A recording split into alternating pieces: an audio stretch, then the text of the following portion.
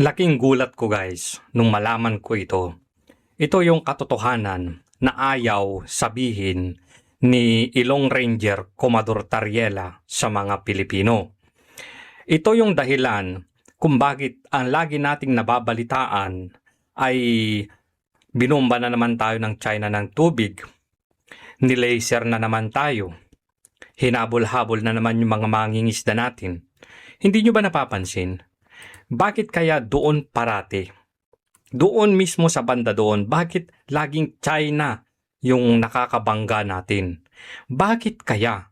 May ibang parte pa naman ng West Philippine Sea o South China Sea na na-reclaim na. Partikular na yung Vietnam at Malaysia na militarized na. Bakit kaya? Bakit hindi natin kayang batikusin ang Vietnam at China? Ni kahit hindi natin malapitan yung mga nire-reclaim nila na mga isla na nasa loob na ng ating exclusive economic zone. Ito yung ayaw banggit-banggitin ni Tariela dahil ang naratibo niya ay China ang pinaka masama na kaagaw natin ng teritoryo dyan sa West Philippine Sea o sa South China Sea. Panoorin nyo mabuti to. Ito yung dahilan. Ito example, Hison Reef. My eyes isn't as good as it used to be, but Ito daw yung Vietnam ha.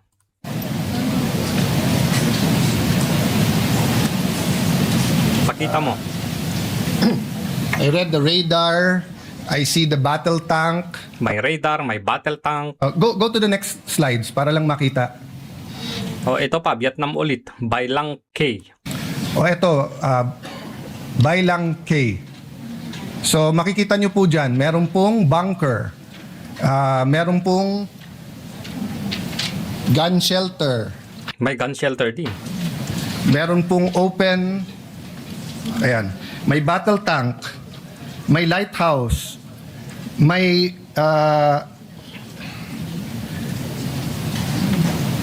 speedboats, may pier. Next slide.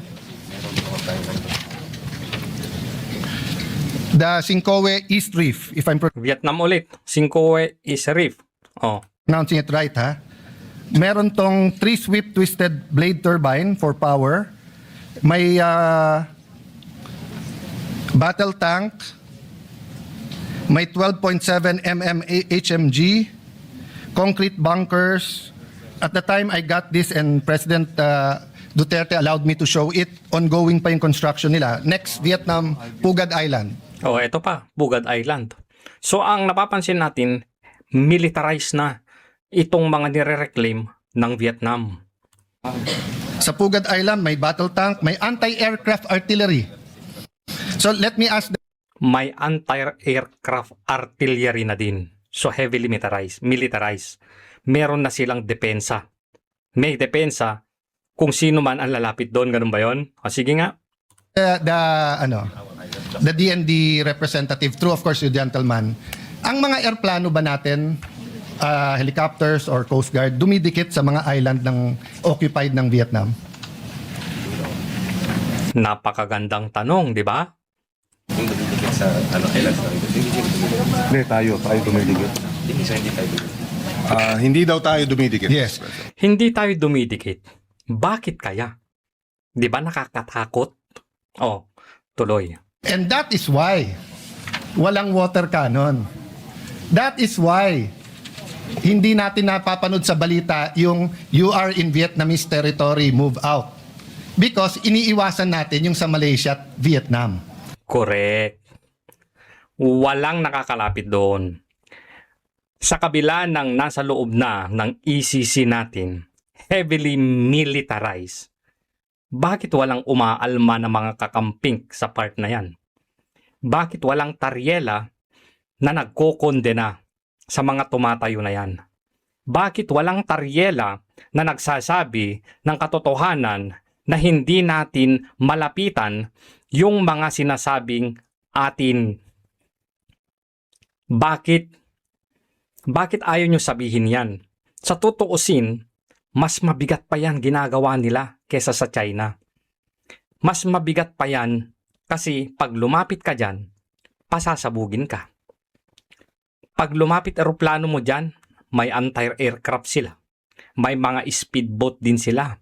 May mga gun shelter sila. May mga tangke din sila. So walang nakakalapit. Hindi ba mas agresibo yang ginagawa ng Vietnam at Malaysia? Hindi ba? Ang choice lang ng China para itaboy yung yung mga Coast Guard natin, yung Navy natin, yung mga mangingisda natin, ano ang choice nila? Bombahin ng tubig, laser gun, hahabol-habulin, pero hanggang dun lang sila. May nabalitaan na ba kayong pinasabog nila? Wala pa. Pero once na may lumapit sa Vietnam, dyan sa mga na-reclaim na island na sinasabi nating atin, ano mangyayari? Pasasabugin. Kaya wala tayong nababalitaan na nagbabanggahan yung puwersa ng Vietnam at Pilipinas. Wala tayong nababalitaan na nagbabanggahan yung Malaysia at China at Pilipinas. Bakit? Kasi takot tayong lumapit doon. Bakit hindi ito yung ninangaw-ngaw ni Tariela? Bakit hindi mo ipinapaalam sa taong bayan ito, Tariela? Bakit itinatago mo? Mga kakamping, mga dilawan, mga loyalista nga. Bakit China lang ang inaatake ninyo kung talagang gusto nyong ipaglaban ang teritoryo at soberenya ng Pilipinas? Bakit hindi nyo rin alam tong mga to? Ganon. Na mas malala pa pala ang ginagawa ng ibang bansa kesa sa China. Tapos galit na galit tayo sa China kapag binobomba tayo ng tubig, nile-laser tayo. Hindi pala tayo makalapit sa mga sinasabi nating teritoryo natin. Ano ngayon ang mas mabigat? Buti pa nga nakakapunta pa rin yung mga mangingisda doon. Nakakapangisda pa rin sila kahit papaano, nakakalapit sila sa mga isla doon. Pero dito sa part na to, Vietnam at Malaysia, including Indonesia. Kasi ang Indonesia, agresibo din. May pinalubog na silang barko ng China. Takot tayo doon. Bakit? Kasi meron silang puwersa na pinapakita. Doon sa China, hindi tayo takot. Sumusuong pa nga tayo doon eh. Bakit? Kasi alam natin na wala silang gagawing mga pagpapasabog. Taboy-taboy, habol-habol, bomba-bomba ng tubig. Although hindi ko sinasabing tama yun, mali din yun. Pero, dapat alamin natin yung kabilang kwento. Dapat, di ba Tariela sabi mo, transparency. Bakit hindi alam ng maraming Pilipino ito? I bet yung mga Pinklawan, yung mga Dilawan, si Narisa Ontiveros, si Kiko, hindi nila alam yan. Kaya nga China, bakit hindi nila mapitawan yung naratibo na anti-China sila? Kasi yung kalaban ay tinatag nila na mga pro-China. Pag binitawan nila yan, bibitawan din sila ng mga nauuto nila na ipaglaban natin ang ating soberenya at karapatan. Pag binitawan nila yung naratibo at propaganda na yan, mababawasan pa rin sila. At kasi mapapatunayan na, ay, tama pala. Yung mga sinasabi nating senator, yung mga chinoitor, parang ganon, mga senator na mga pro-China. Tama pala, mas transparent pala sila. Kasi ipinapaalam nila yung totoong kalagayan sa West Philippine Sea. Hindi katulad ni Long Ranger na Tariela, ang ipinapakita lang niya yung sa banggaan ng Pilipinas at China. Kasi yun yung gusto nilang naratibo. Sino ba talaga ang amo mo, Tariela? Doon ka ba sa side ng gobyerno ni Bangag? Kasi sabi ni Bangag, wala, firm but diplomacy lang. Transparency. Pero nasaan ka? Anong ginagawa mo? Bakit iisa lang ang naratibo at propaganda na ipinapakain mo sa mga Pilipino, Tariela ka? Hayop ka rin talaga yan, no? That's not the only reason, Mr. President. Kasi nga, hindi iniwasan ng China ang Sierra Madre. Sila mali doon, tama tayo doon. I don't contest that. This is my point, Mr. President. We're not being totally truthful to the Filipino people of what's happening sa West Philippine Sea, South China Sea. And as we strengthen to face China, Malaysia and Vietnam are also strengthening. I don't know if the resource person from DND has the information how many submarines does Vietnam have. Hindi rin niya alam. Department of National Defense. Hindi niya alam yan, sigurado ako. 6. In the area? Sir, parang 6 ata. There are a number. Parang 6 data yun, parang 6. Hindi pa sigurado, hindi niya alam. Ito naman si Kiko, there are a number. Ilan? 100, 200, 300, 2, 3, 4. Wala ka ding alam. Isa ka pa. Yes. And how many does Malaysia have? Hindi rin nila alam. I think 3. Also, I think 3. Walang kasiguraduhan. Department of National Defense ka.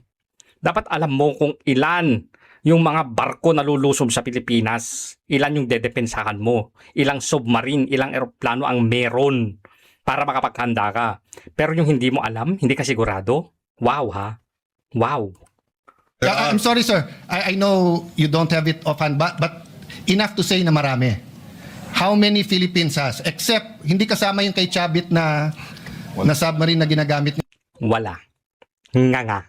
niya sa Ilocos, ha? Nakita ko na yon, yellow yun. How many submarines does the Philippines have?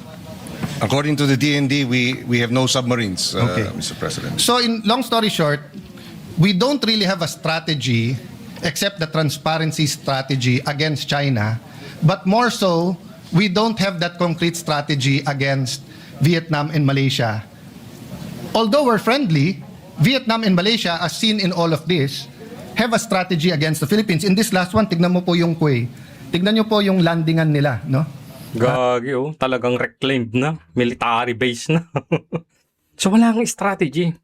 Habang itong mga to nagpapalakas na, ang ginagawa ni Tariela, propaganda, ngaw-ngaw. Wala. Ngaw-ngaw lang. Hanggang doon lang siya. Ngaw-ngaw, aw-aw. Nagiging aso, aw-aw-aw lang. You know, panahon niya ni Pangulong Duterte, how much more ngayon. Ang lakas na nila. Habang nagpapalakas sila, tayo naman, puhunan natin, laway. Laway ng mabahong bunganga ni Tariela.